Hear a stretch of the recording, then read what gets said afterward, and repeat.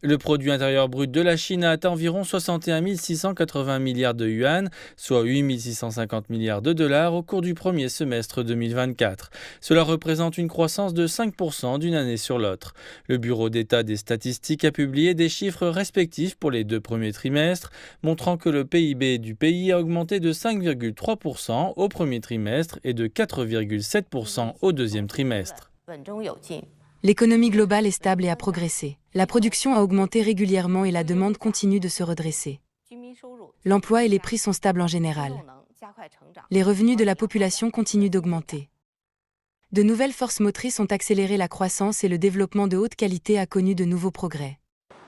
Les derniers chiffres montrent que la Chine est en train de créer des industries émergentes stratégiques qui sont compétitives au niveau international.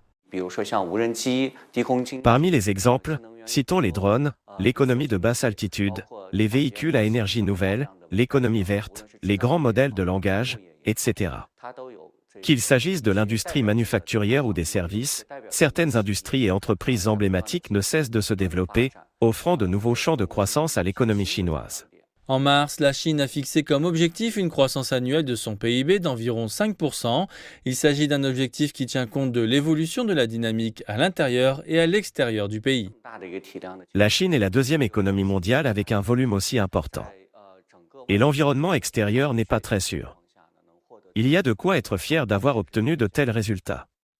Le Bureau d'État des statistiques a indiqué que la croissance économique globale reposait sur le soutien des incitations politiques, le rebond de la demande extérieure et le développement des forces productives de nouvelle qualité.